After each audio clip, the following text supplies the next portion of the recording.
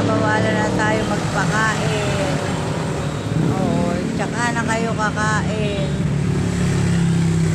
Mamaya na ako maglalabas ng pagkain nyo. Magutom na sila. Kawawa naman ng mga nilalang ng Diyos. Oh, dami nila nakaabang. Ayun pa. Ayun pa. Yan. Mamaya na lang ha, mga kitten. Bye. Thanks for viewing. Ito yung isang bisita. Ayan. Bisita dito. Pumasok pa. Ayan pa yung isa. Wala tayong ganong pagkain ngayon. Shh, uwi. Uwi na kayo. Uwi. Wala tayong pagkain. Sorry for now.